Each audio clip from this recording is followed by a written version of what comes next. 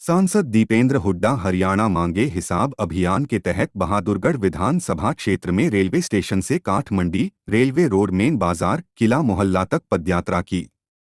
पदयात्रा में उमड़ी भीड़ ने उनका जोरदार स्वागत किया। दीपेंद्र हुड्डा ने कहा कि रेल बजट हो या खेल बजट, केंद्र की बीजेपी सरकार बजट में हरियाणा की उपेक्षा करती है।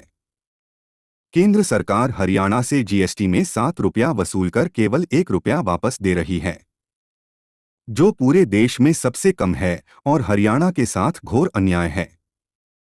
दीपेंद्र हुड्डा ने कहा, हरियाणा की दिल्ली में कोई सुनवाई नहीं है, न कोई पूछ है, लेकिन प्रदेश की बीजेपी सरकार केंद्र सरकार का गुणगान कर रही है। उन्होंने कहा कि हरियाणा में बीजेपी सरकार केवल 30 दिन की बची है। आखिरी महीने में भाजपा सरकार की घोषणाएं इस बात का कबूलनामा है कि 10 साल में उसने कोई काम नहीं किया। देखिए, यात्रा का ये हमारा वो है क्या पैम्फलेट है, थैंक यू। ये हमारा पैम्फलेट है, हरियाणा मांगे हिसाब। क्योंकि बीजेपी सरकार से हमने 15 सवाल पूछे 1 महीने पहले। देश में सबसे ज़्यादा बेरोजगारी हरियाणा में क्यों है, सबसे ज़्यादा महंगाई हरियाणा में क्यों है, सबसे ज़्यादा नशा हरियाणा में क्यों है, सबसे ज़्यादा क्राइम रेट, देश में सबसे ज़्यादा अपराध आज भारत सरकार के अनुसार हरियाणा में क्यों है, सबसे ज़्यादा फिरौती और डकैती की कॉल हरियाणा में क्यों आ रही। क्या सरकार पूरी तरह विफल साबित हुई है? ऐसी समाज, ओबीसी समाज के अधिकारों को क्यों सरकार ने जो है इस तरह हरियाणा के अंदर कुछ नया काम किया है। स्कीम सारी बंद कर दी, 100 गज के प्लॉट की स्कीम हो, पीने के पानी की टंकी टूटी की स्कीम हो, और जो हमारी पक्की नौकरी थी उनको समाप्त करके कौशल निगम लेके सरकार आई, बिना रिजर्वेशन, बिना जो है मेरिट के नौकरियों को लगाया जा रहा है। हरियाणा में कच्ची नौकरियों की राजधानी बना दिया हरियाणा को। आम आदमी को पोर्टल और IDO, family ID, property ID में उलझा दिया।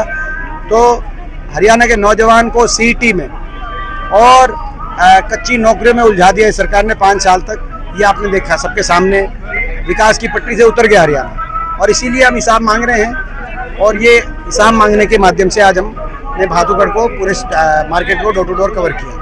सरकार तो घोषणाएं करी है आजकल, ये घोषणाएं इनका कबूलनामा है, 10 साल में कुछ नहीं किया। अब तो 30 दिन की सरकार बची है, अब तो ये आखिरी 1 महीने की सरकार। अगर इन्होंने कुछ किया होता तो जो किया होता उनके आधार पे वोट मांगे। अगर किया नहीं 10 साल, आखिरी महीने, 10 साल के बाद आखिरी महीने में घोषणाएं करने, ये तो घोषणाएं केवल छलावा है। 10 साल नहीं किया, ये कबूलनामा है कि भाई हम ये मानते हैं कि हमने 10 साल में भट्टा बिठा दिया। अब आखिरी 1 महीने में कांग्रेस की जो घोषणा होगी उसकी कॉपी करके हम करेंगे। पहले क्यों नहीं किया भाई? अब ये 500 रुपये सिलेंडर बोल रहे हैं। 10 साल तक आपने हमारे गृहिणियों को लूटने का काम किया, यानी कि बात साबित हो गई। आप 500 रुपये में आज दे सकते थे, तो जब कांग्रेस ने ये बात की, हमारी हुड्डा साहब ने घोषणा कर दी, उसके बाद आप 500 रुपये कह रहे हैं। पहले आप 1000, 1100, 1200 रुपये में सिलेंडर क्यों दे रहे थे?